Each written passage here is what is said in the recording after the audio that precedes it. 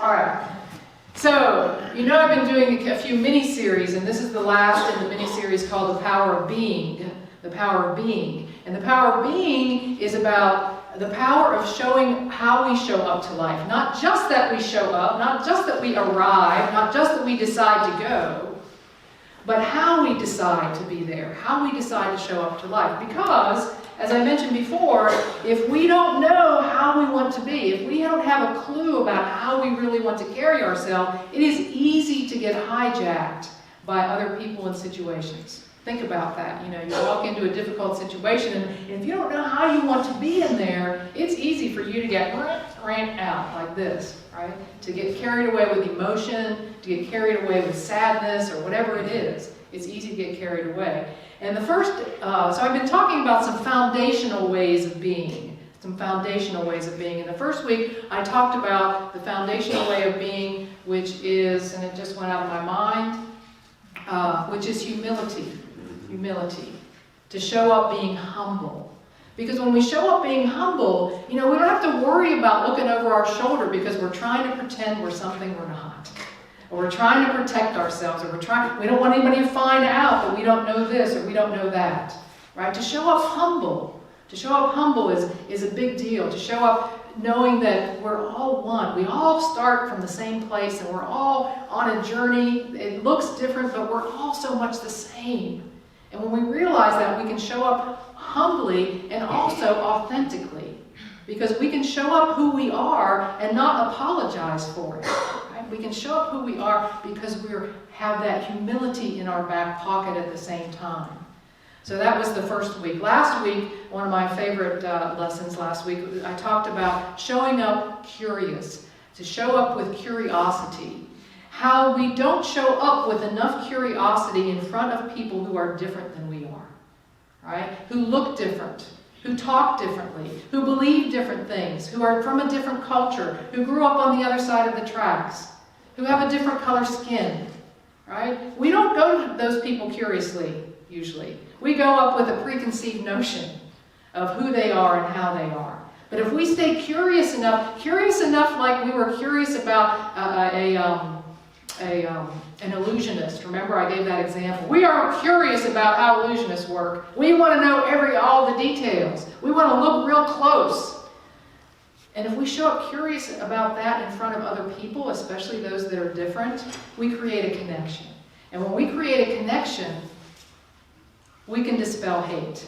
Remember that quote from Sarah Cohn, who wrote the book, The Opposite of Hate? She says, the opposite of hate is not love. The opposite of hate is connection.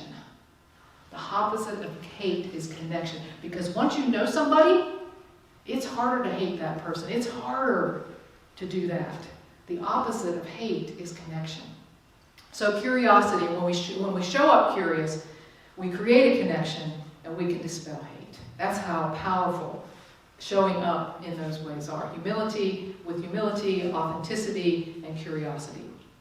So here we are. This is the last in this mini-series, and I thought, what else do I want to talk about? What else is a kind of foundational kind of way of showing up? And this maybe is the premier foundational way, maybe the thing I should have talked about first, but alas, here I am talking about it now. And that is to show up mindfully, to show up with mindfulness. To show up mindfully in every moment with immediate attention and dedication to the moment.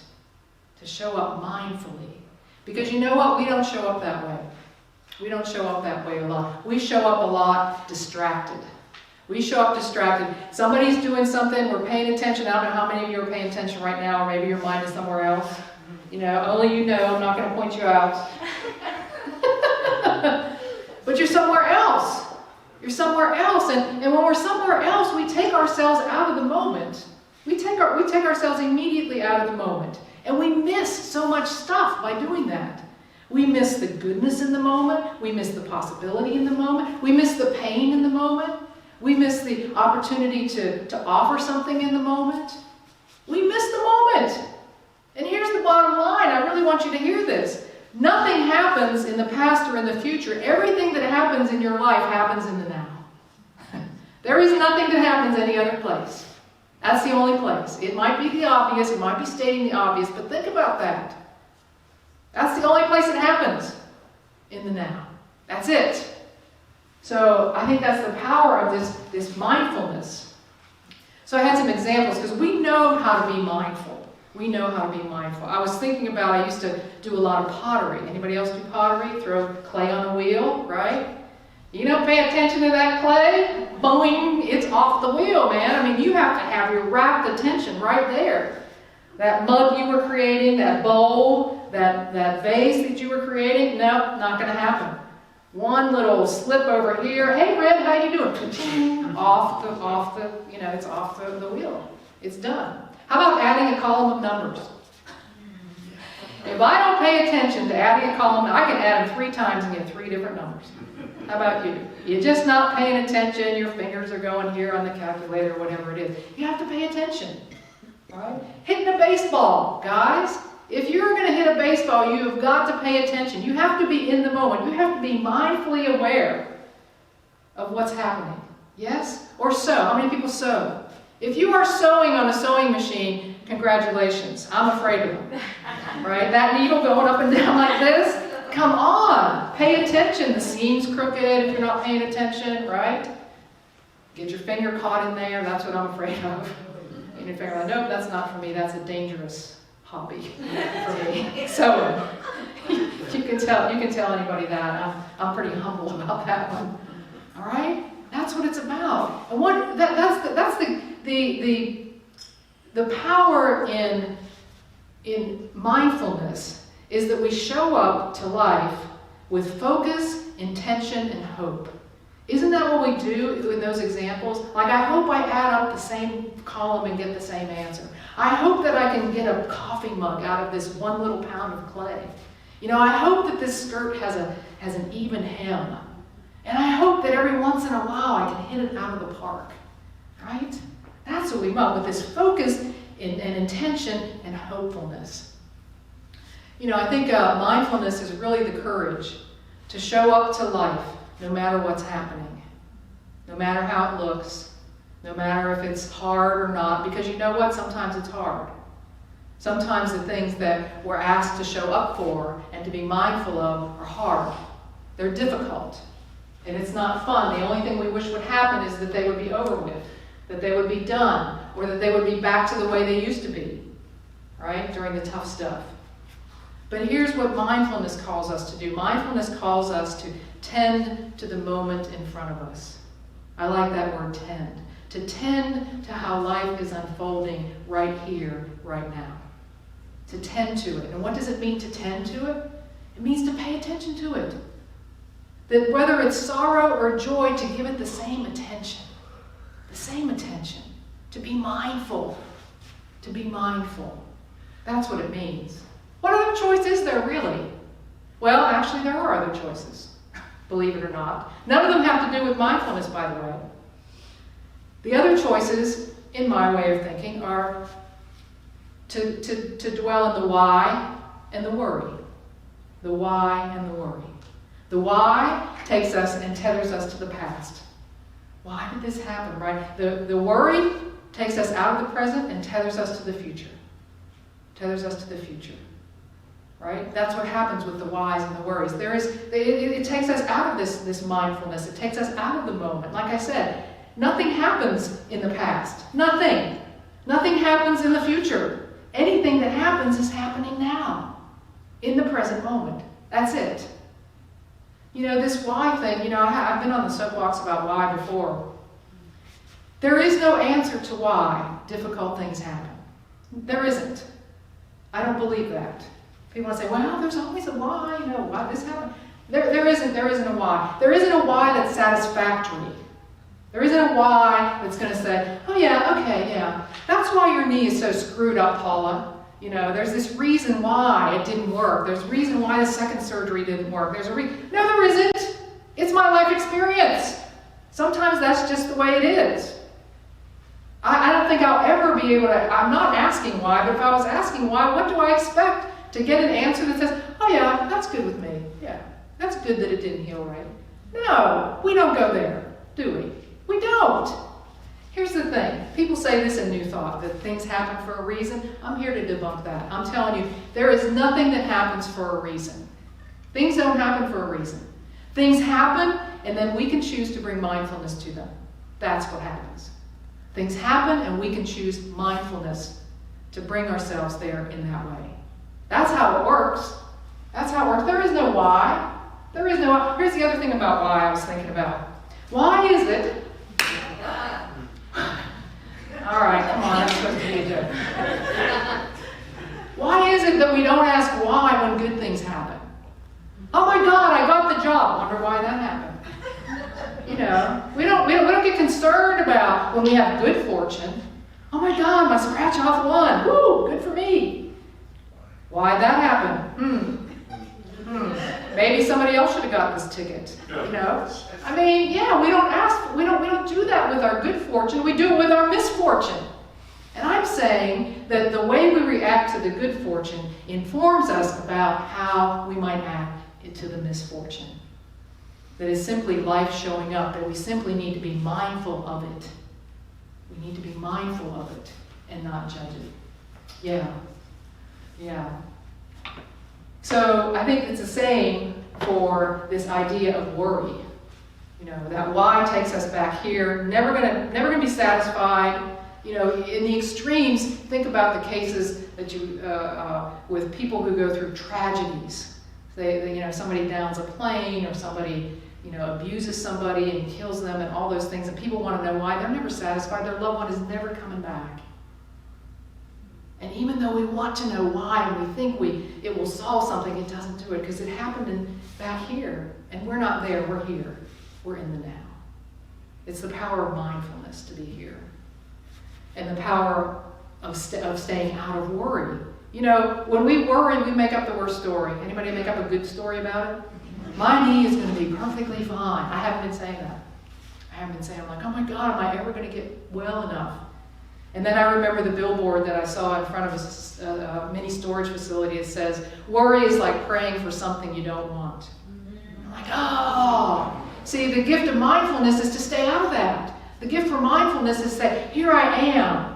What is happening here? How can I be with this? Who can I ask for help? How can I get some help? What am I learning for this when I finally get to that point? And who, like I said, who do I need to ask for help? Sometimes that's a big one.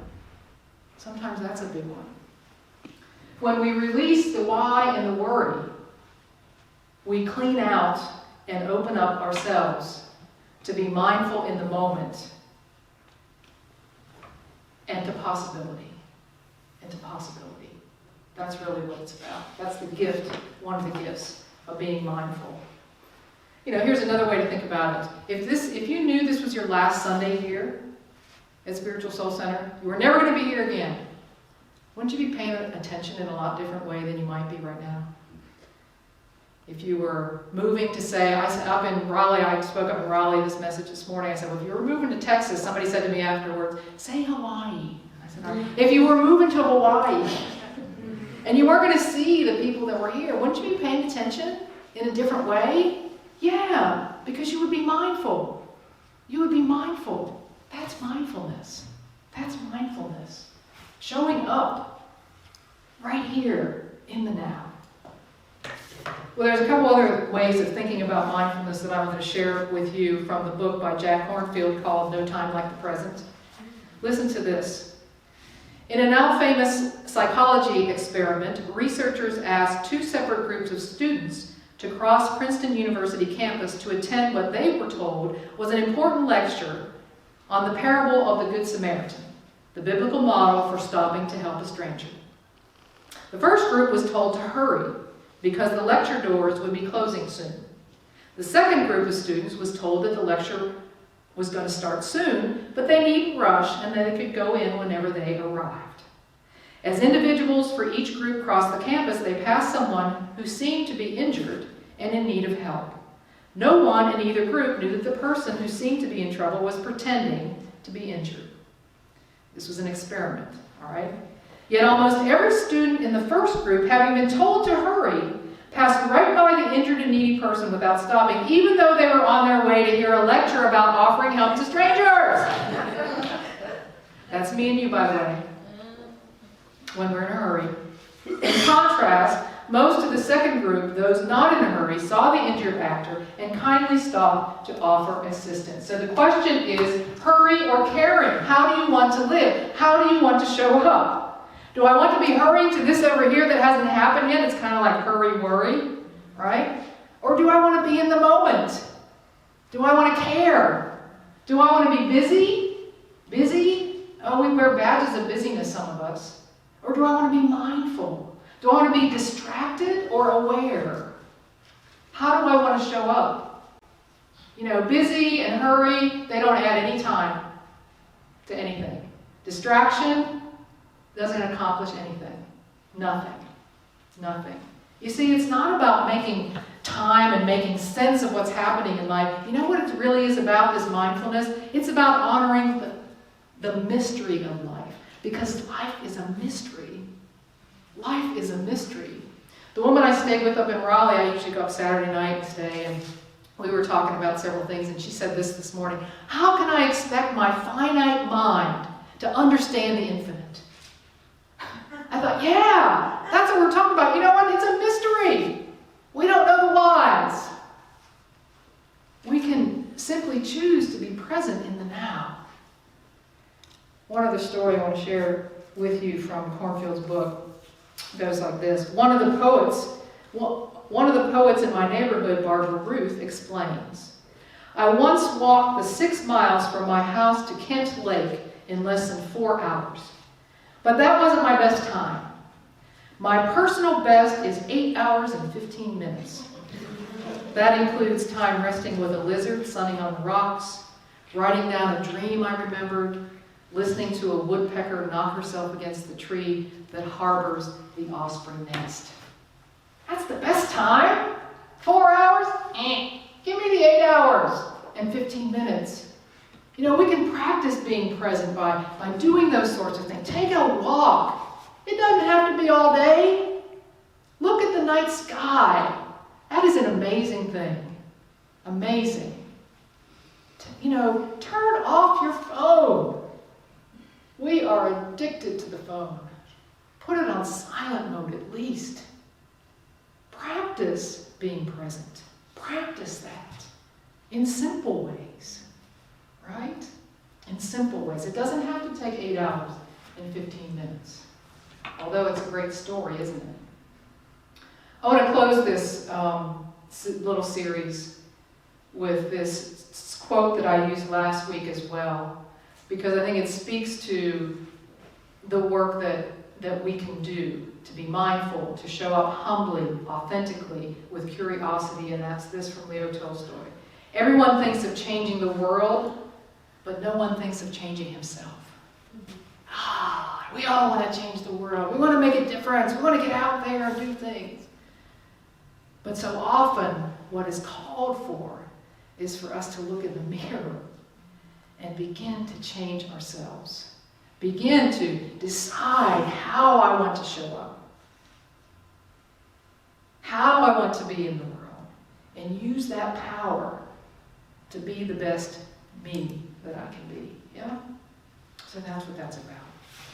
So we're going to go into meditation now and to breathe into that and to take advantage right now of this moment, to be mindful of the notes, of the vibration, to be mindful of a thought that comes to mind, to just be mindful in this now moment.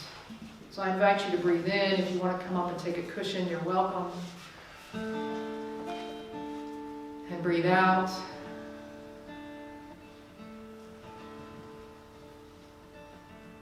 Again, in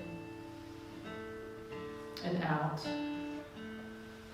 For this simply exquisite time.